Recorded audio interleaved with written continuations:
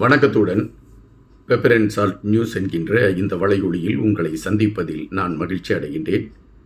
2 நாட்களாக வைத்தியர் அர்ஜுனா அவர்களை மையப்படுத்திய செய்திகள் எதுவும் வெளியிடவில்லை.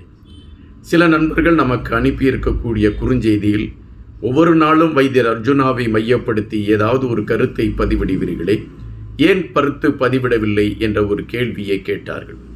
தமிழகத்தில் இருக்கக்கூடிய அரசியல் களத்தை மையப்படுத்தி சில காணொளிகள் வெளியிட வேண்டிய ஒரு கட்டாயம் இருந்த காரணத்தினால்தான் வைத்தியர் சார்ந்த தகவல்களுக்கு சற்று அதிகப்படியாக வெளியிட முடியாத ஒரு சூழல் ஏற்பட்டு விட்டது.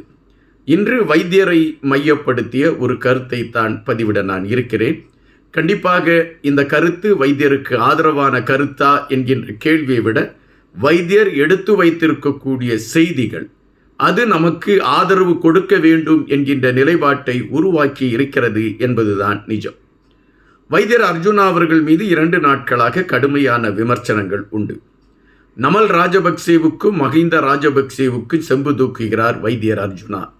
நீங்கள் வைத்தியர் அர்ஜுனாவை ஆதரித்தெல்லாம் நீங்கள் காணொலிகள் வெளியிட்டு கொண்டு இருக்கின்றீர்கள்.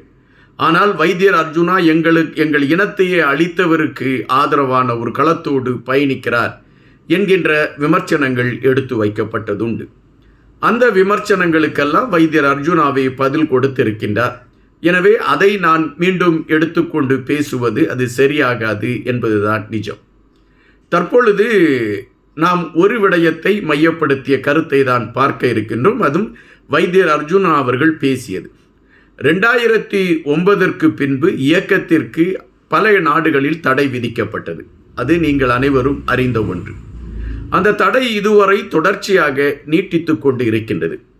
ஒரு 2019-17 இந்த காலகட்டங்களில் இயக்கத்தின் மீது விதிக்கப்பட்டிருக்கக்கூடிய தடையை நீக்க வேண்டும் என்கின்ற ஒரு கோரிக்கை பல மட்டங்களில் எழும்பியது. பலர் இதற்காக போராட்டங்களை எல்லாம் நடத்தினார்கள், கடித போக்குவரத்தெல்லாம் எடுத்தார்கள். ஆனால் இதுவரை இயக்கத்தின் மீது இருக்கக்கூடிய தடை நீக்கப்படவில்லை. இந்த சூழலில் பிரித்தானியாவில் தொழிற்கட்சியை சார்ந்தவர்கள் ஆட்சி பீடத்தில் ஏறி இருக்கிறார்கள். இவர்கள் இலங்கை தமிழர்களுடைய விடயத்தில் மிக தீவிரமான அக்கறை கொண்டவர்கள். ஆட்சி பீடத்தில் ஏறுவதற்கு முன்பாக அவர்கள் குறிப்பிட்டது ஒன்றுதான், நாங்கள் இந்த இலங்கையில் பாதிக்கப்பட்ட மக்களுக்கு தீர்வு கிடைக்கக்கூடிய களத்தை எடுத்துக்கொண்டு நாங்கள் பயணிப்பதற்கு தயாராகிறோம் என்கின்ற அடிப்படையில் தான் அவர்கள் ஆதரவு கேட்டார்கள். எனவே தமிழர்கள் பெருவாரியாக தொழிற்கட்சிக்கு ஆதரவு அளித்தார்கள். தொழிற்கட்சி ஆட்சியை பிடித்து விட்டது.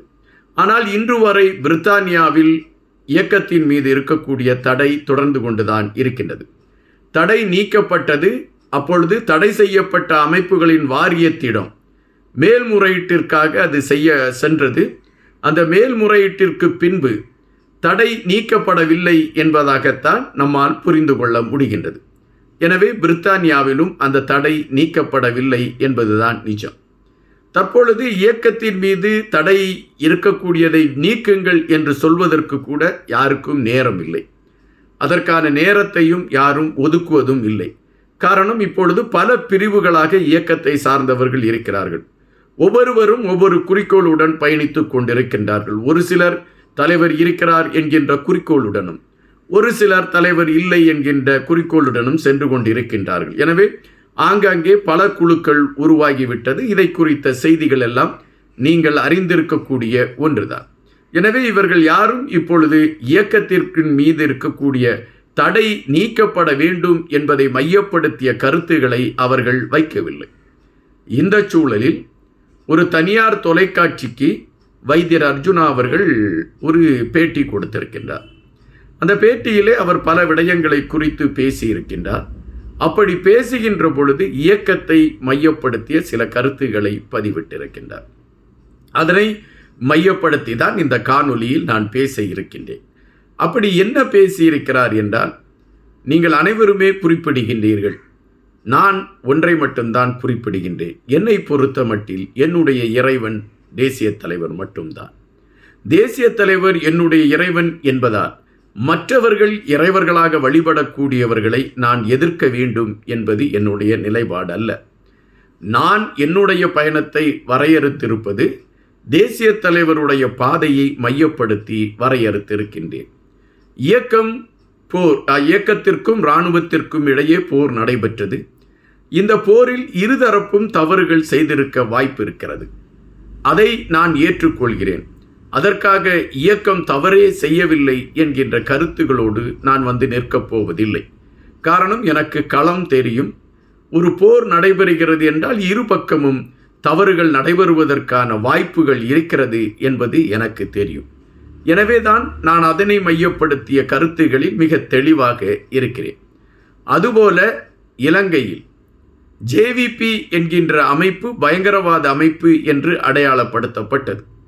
ஆனால் அந்த அமைப்பு பெரும்பான்மை மக்களை சார்ந்தவர்களுடைய அமைப்பு என்பதால் அந்த அமைப்பின் மேல் விதிக்கப்பட்டிருக்கக்கூடிய தடை நீக்கப்பட்டு விட்டது. ஆனால் எங்கள் இயக்கத்தின் மீது விதித்திருக்கக்கூடிய தடை மட்டும் தொடர்ந்து கொண்டே இருக்கிறது. அது ஏன் என்று விளங்கவில்லை. அதற்கான காரணமும் புரியவில்லை. இப்பொழுது எனக்கு ஒன்று மட்டும்தான் தெரிகின்றது. 1983ஆம் ஆண்டு கொழும்பு பகுதியில் எங்களுக்கு எதிரான தாக்குதல் ஆரம்பிக்கின்றது. அந்த தாக்குதலின் பின்னணியில் யார் இருந்தார் என்கின்ற விடயத்தை குறித்தெல்லாம் நான் இப்பொழுது எடுத்து வைக்க விரும்பவில்லை. அந்த தாக்குதல் எங்களை கொழும்பு பகுதியிலிருந்து வடக்கு நோக்கி நகர வைத்தது. அப்படி நாங்கள் வடக்கு நோக்கி நகர்ந்தவர்கள் எங்களை பாதுகாக்க வேண்டுமென்றால் ஆயுதத்தை கையில் எடுத்தால்தான் எங்களுக்கான பாதுகாப்பை நாங்கள் உறுதிப்படுத்த முடியும் என்ற நிலைக்கு தள்ளப்பட்டோம். அந்த சூழலில்தான் நாங்கள் ஆயுதத்தை கையில் எடுத்து ஆயுத போராட்டத்திற்கான ஒரு வழியை நாங்கள் கையில் எடுத்தோம். இதுவரை நாங்கள் எவ்வளவோ கட்டங்களை தாண்டி வந்துவிட்டோம்.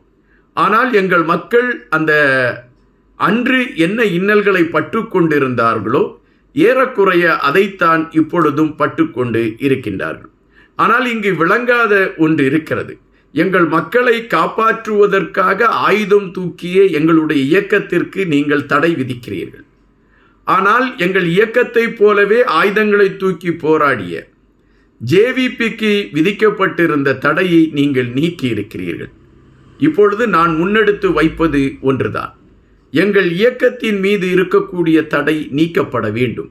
இப்பொழுது இயக்கம் இல்லை. 15-16 ஆண்டுகளாக இயக்கம் இல்லை. இயக்கத்தை சார்ந்தவர்களை சார்ந்த செய்திகளும் இல்லை. அப்படி இருக்கக்கூடிய சூழலில் எதற்காக இந்த தடை விதிக்கப்பட வேண்டும், இந்த தடை நீக்கப்பட வேண்டும் என்பதுதான் என்னுடைய விருப்பம்.